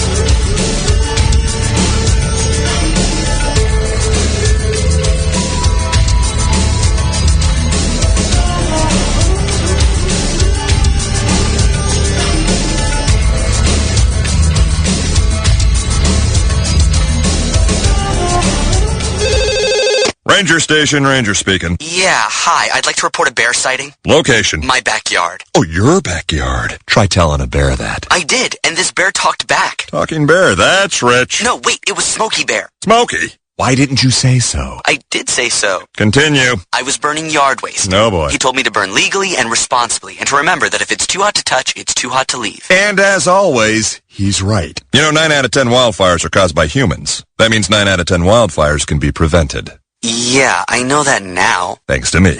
Actually, thanks to Smokey. As usual, the talking bear gets all the credit. Get your Smokey on. Always burn responsibly and contact your local fire department for open burning regulations. Because 9 out of 10 wildfires can be prevented. Brought to you by Smokey Bear, the U.S. Forest Service, your state forester, and the Ad Council. Learn more at SmokeyBear.com. Only you can prevent wildfires. Hello, this is Joel Sturgis, one of your hosts of After Hours AM, and I'm here to tell you all about Planet Paranormal. Planet Paranormal is the place that you can hear every single After Hours AM podcast right from the very, very beginning. So tune in over at www.planetparanormal.com. That's right, planetparanormal.com. You'll be extremely glad you did. Hi, Tom Bodette. If pop culture is to be believed, roughly 40% of all people are actually vampires, or dating one. Well, undead or not, you can always save on a clean, comfortable room at Motel 6, even if you sleep during the day because direct sunlight turns you into a pile of sparkly coffee grounds. Speaking of which, we have free coffee every morning. You day sleepers may want to go for the decaf. I'm Tom Bodette, and we'll leave the light on for you. Book online at motel6.com. It's Thursday night, and you're grabbing drinks with some friends. Started off with a pitcher for the table, which quickly becomes 2. There's pool. And there's the photo booth. All right, everybody squeeze in. Say cheese! Followed naturally by an order of wings. And another. Can we get some extra ranch sauce? Then there's the ceremonial nightcap. So what are we doing this weekend? And lastly, it's back to the car, which, if you're buzzed...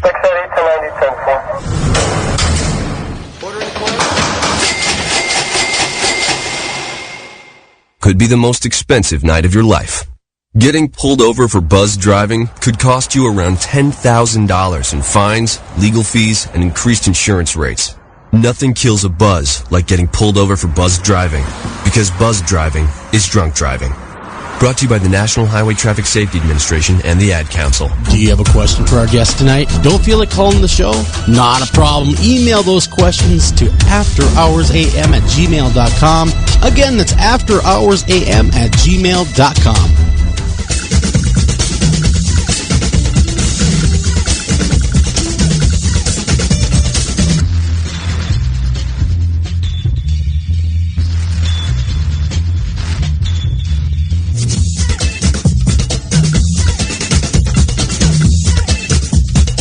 And welcome back to After Hours AM. I'm your host, Joel Sturgis. Right along with me, Eric Olson. Eric, man, what an interview or conversation rather, that we are having with the beautiful Tara Subkoff.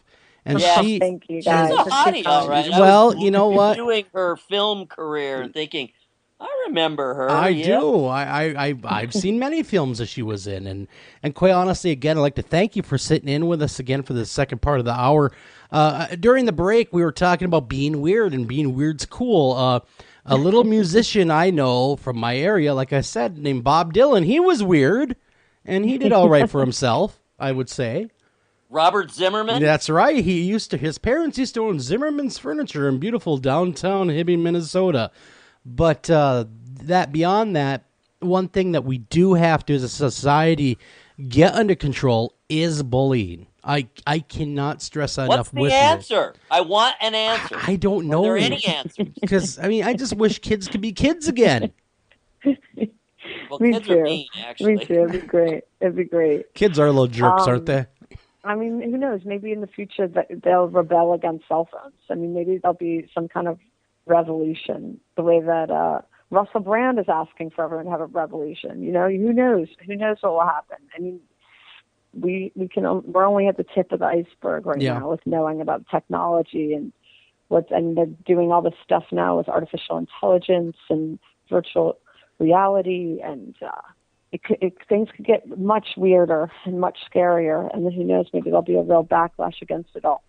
Oh, maybe one day. Personal, in-depth relationship that we have with technology now, is that changing our brains? I think so. Scientists have done a whole bunch of articles on this and talking about gray matter, about how the more that you stare at a screen and the more you zone into that your brain cells, somehow it turns into gray matter and you become less intelligent, less sharp. That would explain Google.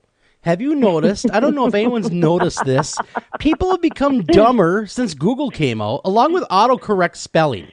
Am I the only one that's noticed this trend? Well, that I think is a laziness, because we don't have to actually remember how to spell things anymore, and we don't have to remember things. We can just Google them. Well, there you go. Google, single-handedly stopping evolution. Well, seriously, you want to know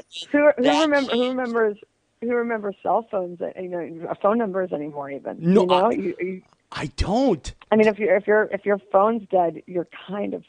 I can't say you're it on the air. Screwed. You know what I mean? Yeah, you're done for. You might as well pack it in and go home and cry on your pillow. You want to know what the key change was, technology-wise, in terms of the brain, in terms of remembering? It goes back a lot farther than people realize. You know what the one key thing was? What's that, Eric? Invention of writing. Writing. Before writing, you literally had to memorize everything. The people instill the few, indigenous societies now that still do not have writing, pass everything on orally. They have astonishing memories. Think about it. Everything is memorized. Until Bic came along with their pen. Damn, Bic. Damn you.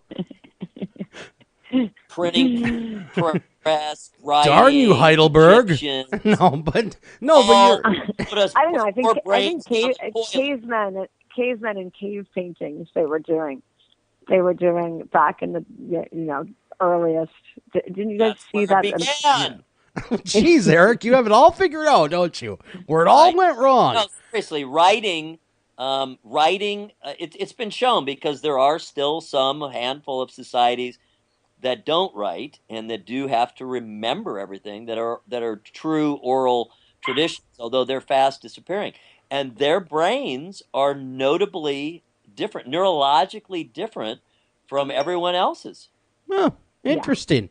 Very interesting. But, as you're writing hashtag horror and you had the bullying aspect in there, I mean, big in there, which it should be, was it hard to get the girls to, I don't want to say the girls, but the young women to actually act correctly, or were they took to it right away because they are 12, so they understand what it's like to be bullied, or did you almost have to explain to them, this is what it's like to be bullied? Well, a few of them actually had personal experiences badly cyberbullied, and that's also one of the reasons why I wanted to cast them in the roles that they were portraying. But I workshopped with them, and we rehearsed for a month before we started shooting, and I taught them a lot of acting exercises and sort of. I worked with a teacher back in the day when I was an actress named Silvana Gallardo, and Angelina Jolie was in my class actually, and it was a lot of deep improv, sort of emotional recall work, and they took to it right away actually, and really loved it, and it really helped them get to some of these like very dark places pretty quickly. And some of them who hadn't had personal experiences are really. I mean, when you're 12, you've only been alive for 12 years. How much could have actually happened to you? So some of them had to make things up and think about, the idea of losing a loved one or all these things. And I think in a lot of ways, acting is about creativity and imagination and opening yourself up as an instrument and being able to get to places that you have to go. And I think it's really important to be, for if you really want to do this, it's a very weird job, but if you really want to do it, then you have to be able to go to different places and sometimes pretty dark ones. And they were all open to that and really interested in learning. And also when they worked with Chloe Sevigny for the first time and Tim Hutton for the first time, it was incredible how much better they got, literally within like hours. Well, those are two great teachers to have too, I would imagine. Yeah, exactly. And I just think that they were really masters of the craft and being able to do things again and again, they take after take in a different way and bring so much energy. And Tim didn't want to rehearse with them at all, so he just came in and just was like who he was, and they were so shocked. He wanted me to get the real reactions. They were so shocked by how far he went and how much he committed to this part. Yeah, and their reactions were just real. They were really that surprised and terrified of him, and it was great to get that on film. He was such a generous and really, really, really generous actor. Kind of paying it forward. He's great. I mean, he even lent us his his personal house for a location, you guys. I mean, no actors do that. That was really, really incredible. That is cool. When you see him and his daughter having that scene where he's sort of scolding her in the beginning of the movie, that's actually Tim Hutton's house. Oh, okay. So it's pretty cool. That is cool. Now, Tim Hutton, he's been around a lot. Well, I don't make it sound old, but he has been around a long time in acting. So if you're going to have a teacher... He's still the youngest male who ever won the Oscar. Yeah, that's right. Pretty cool. That is really cool. But ordinary people. And then that was an amazing movie. And then you shoot the movie with these young actors or actresses rather, and they really steal the scene in the movie. And everyone got to check it out. Independent Film Channel. Sorry, tongue-tied there for a second. Check it out. Hashtag horror. You're really going to enjoy it because it really has a twist. It's got a lot of twists to it that you don't even see coming. And that's what's cool about it, too. Thank you so much, you guys. I'm really excited. And it really does open wide. So everyone in Minnesota and Ohio and all the U.S. can download it tomorrow and watch it. And if you're in New York and L.A., please go see it in the big theater of IFC Center on 6th Avenue here in downtown Manhattan. And Arena Theater in Los Angeles on Las Palmas in Hollywood. Oh, for sure. Really, check that out. I'm really excited for people to go see it and check it out and tell me what they think. Well, I think it was great because also the social commentary part of it, beyond a horror film, but the social commentary really hit home with me because I have a teenage daughter, like I said, and I see the pressures that these young ladies and guys go through. I couldn't do that. I couldn't be that age today. I don't know if I could do it. It's just too much pressure, man. Just too much. Yeah, I agree. I don't know if I could do it either. It's a challenge. They're going to have to get really strong.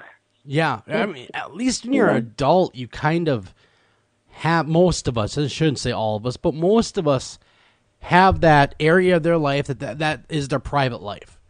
And they know how to divide their private from their public life. Where the young people today don't seem to have that same experience yet of how to kind of keep the two separate. Would I be correct in that thinking? Pardon, sorry about that. I was just saying that the kids of today or young people of today don't understand there is a difference between your public life that you put out there, like on Facebook, Twitter, and your private life that you keep just to yourself. The lines have definitely been blurred because they don't know the difference anymore because it's been there their whole life. I think that's true. I mean, even the Slender Man case that happened actually when I was editing of the lines being blurred between fantasy and reality with the two girls who stabbed one of their best friends 18 times in the chest because they believed in an online fictional character named Man. Who, if you go online, how can you believe in that? You know, it's just, I think that the lines will be blurred not only with social media and reality with that, but I think soon with virtual reality and as things get more and more 3D and virtual, I think we're going to be heading into a whole different set of problems and challenges that I think kids today will have to, I don't know, there'll have to be some tools with having to, you know, probably different things are going to work than what we grew up with in the past. Do you think this current world that we're in now, that kids are in now, is it even more Darwinian than the social world of our childhood, or is it just different? I don't know. I think it's a question, and I think it's definitely something to think about. But I think it's definitely more self-conscious than the world I grew up in.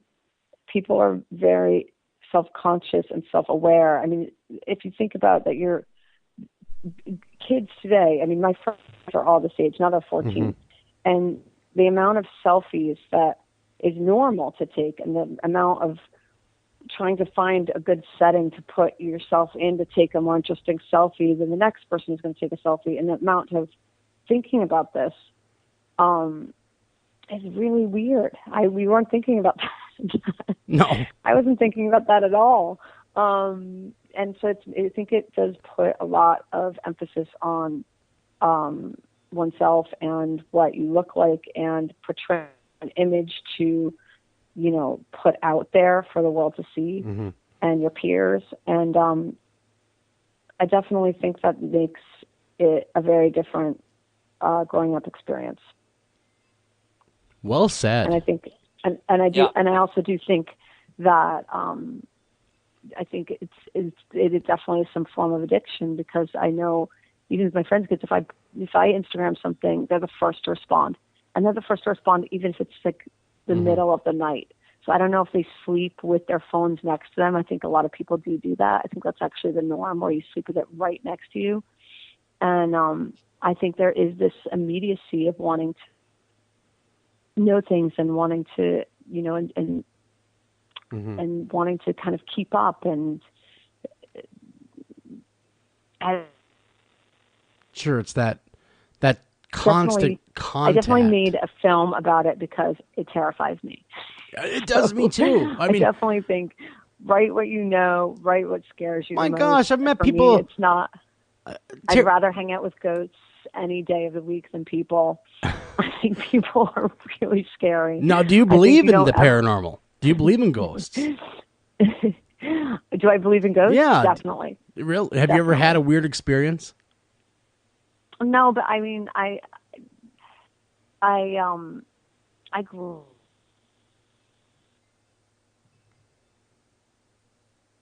Tibetan and Indian are around, and so you know, I don't know. And my father's an antique dealer, so we had a lot of antiques and things around. I don't know. I think even objects have energy, and in Eastern religion they call it drip.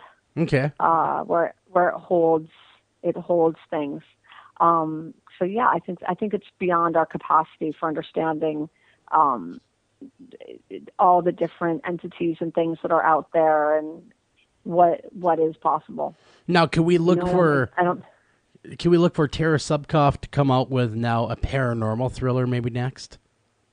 I think I'd rather do something that's more sci-fi. Okay. Well, that's all right too. We're big fans of sci-fi. But like in a really sort of not less Chris Nolan, more Cronenberg type of way. Okay. Well, I like Cronenberg stuff. I like his stuff. Me too. What a total genius. Oh my I'm God! a big Yes. fan. Oh yeah. I mean, now Eric, you know Cronenberg. You like his sci-fi, right? Because it's two camps. People that love him. Yeah, of course. Well, he's kind of the border between horror and sci-fi. It's kind of the horror side of sci-fi, or the sci-fi side of horror. Yeah, Exactly. I love Videodrome. Mm-hmm. Yeah, come on, Naked Lunch even. All of his stuff is great. Yeah. Well, another one I always liked about with a sci-fi was the old Blade Runner movie with Harrison Ford. Of course. That one always got me. I heard they're going to remake it. Oh, don't remake it. Don't do us all a favor. Don't remake it. I don't think it has to be remade because it's been recut about 40 different times. So many different versions. No, I don't know if you guys are the same way I am.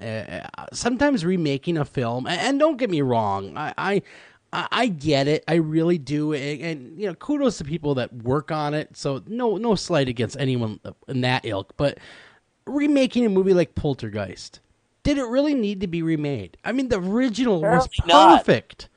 So good. You know, it was perfect. It was the perfect film. Now, the originals. Yes, the original had something going for itself. Where I saw the recent one, and not to knock it at all on its own, it would have been a great movie had it not already been done by Steven Spielberg. It would have been great, but it's just nowhere near as good as the original. Do you find that being a filmmaker yourself to be the case? I think so. I think if a movie is really a classic, like things like The Shining or The Exorcist or Poltergeist, like I don't think it's possible to remake them. I think it should be just digitally remastered again and put out again. Yeah, throw it out for HD and call it a day. Yeah, exactly. You know? I totally agree. But, you know, I think, you know, Hollywood isn't coming up with a lot of new ideas. If you look what they're doing, they're just continuing with Marvel, continuing with, you know, not original ideas. So it makes sense. Yeah, cash cow kind of stuff. Yeah, or just fear. They're really afraid, and they really want something that's already a sure thing and a solid, sure bet without taking any risk. And the problem is, you know, some of the biggest hits and some of the biggest classics are real risks. Yes. So by not taking risks, you're not, you know, surprising anyone, and we're getting a lot of the same old thing. And I think people are getting bored. So that's why I really hope Star Wars. Yeah, exactly. Yeah, but that was amazing when it came out. That was so epic and so new when it came out. You know, and there isn't a new Star Wars now. I mean, Chris Nolan, I think, is pretty genius, and what he does and makes is exceptional. But I think even he could push the envelope a bit more. But I was just about to say, with all due respect to Star Wars, I know I'm gonna get some hate mail. I know this. I'm bracing myself for it. But did they really need to make it Star Wars the 80-year-old actors now? Did they really need to do that? I don't know. I'm such a fan. I get it. I'm such a fan. I could totally even go to conventions. I mean, I even with becoming friends with Carrie Fisher was like a lifelong. But here's the problem. I mean it. I was mine and my brother's religion growing up. No, hey, I'm a Star Wars guy. Don't get me wrong. But I'm just saying it was the perfect trilogy that they had, right? The first three. Yeah, I agree. In my opinion, it was perfect. And then he came out with the other ones, and they weren't so perfect. But the first three, now the new one that's coming out, The Force Returns or Awakens or whatever it's called, I'm actually not even excited about it because I'm worried it's going to destroy what I hold near and dear to my heart, the old Star Wars. You see where I'm going with this? I know. You know what I mean? Hear you. I hear you. I'm worried it's going to destroy what I find sacred about sci-fi. I hear you. For I hear you. box office money. But it's also kind of exciting. Also for the younger generation that can't watch the original Star Wars because it's just antiquated in terms of like what they're used to with CGI and visual effects. Like it's just so from the past. Yeah. They can't even like believe it. So yeah. So it's nice to have that same storyline, which is so complex and filled with so many great characters. Oh no, I totally agree. Something that they can relate to, something kids today can relate to, and experience and find new and discover. So I kind of am like a fan of it, just continuing and continuing. I mean, why not? Well, maybe some will be bad. Maybe some like another 10 years it'll be amazing again. Like someone new will kind of come in and reinvent it, and it's just exciting. It's exciting to see that they're still making them. Well, that is true, but I want to get back to the really kick-butt movie called... I want them to bring back Carrie Fisher. Well, they should. They really should bring her back. And right? They should. So great. She's so great. A big shout out for Carrie Fisher. What an actress! What an actress she has been over the years. What a great! I love her daughter. Great, Queens. Oh yeah, she's great, Billy. I've known Billy since she was a kid. She's so talented. What a talent! Actress. And gorgeous too. Oh, absolutely stunning. But I want to get back to the movie that matters, and that's #horror. No, we love Star Wars, but we're here to talk about #horror. No, I want to make sure to let everyone know where can they see #horror, where can they download it, because it's a movie they're not going to want to miss. Definitely, I think they can download it from iTunes, VOD, Netflix, Amazon. I think all those should be available. IFC's website should be able to tell you where it's playing. In New York, it's playing at IFC Center on 6th Avenue and West 4th Street. And I think it opens tomorrow at 5 p.m. First screening. I'm going to do a Q&A tomorrow at the 7:15 screening, 7:15 p.m. that is, with the cast. The young girls, 12-year-old girls, are going to do a Q&A with me tomorrow. And then I will be doing a Q&A in Los Angeles at the Arena Theater in Hollywood on Las Palmas. Okay, on Saturday at 8:15.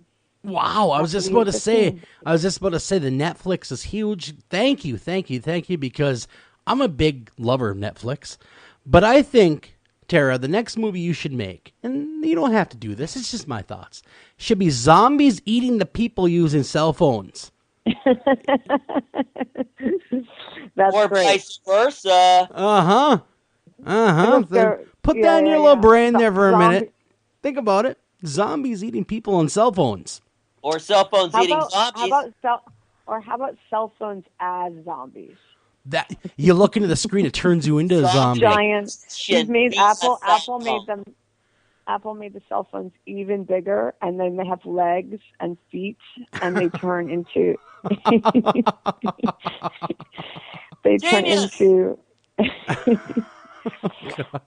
real life cell phone zombies. No, hey, this is super fun, but it's really late here, and I have to get up super early tomorrow. Okay, well, thank you so much for hanging out with us. Yeah, it's really fun. Thank you so much for having me. No, absolutely. Our pleasure. Thank you so much for coming on. Tara Subkoff, everybody. Check her out. #horror, independent film channel, showing in Manhattan as well. You're not going to want to miss it. Google it right now, because I know you got a smartphone. Check it out. You're going to love it. Thank you. Don't miss it at all. Again, everybody, Tara Subkoff, came on the show. Yeah, the trailers are online too, so check them out. They're on the IFC's website, and I think one's on Vanity Fair, and you can just find them if you just Google trailer #horror. It's pretty fun. I hope everyone goes to see it. It's a wild ride, and you guys have been great. Thanks so much for giving me so much airtime. Well, thank and you. You're so fun to talk to. I can't wait for you to have me back on the next one. Heck yeah, you're coming back whether you like it or with. No, I'm kidding. No, absolutely, you're coming back. And thanks, Tara. We really appreciate it. Yep, thanks a ton. Thank you. Great questions, you guys. Have a fun night. Oh, will Bye. do. You take care now, ma'am. You have an awesome one. Best wishes. What a great person. I gotta say. Yeah, that was super fun. That and a great filmmaker. But you know what, super Eric? Fun. It's over. It's time for us to hang up, get out of here, maybe go become zombies on our own. And until next time, everyone, take care of each other, love each other. On behalf of myself, Joel Sturgis, and my wonderful co-host, Eric Olson, we'd like to thank you for listening to this edition of After Hours AM. But Thanksgiving, just giving them a heads up, there will be no show. But we will. It's Thanksgiving. That's right, but we'll be back here right next week, so don't go nowhere. Thank you for listening to this edition of After Hours AM, and please remember to like us on Facebook and also follow us over on Twitter.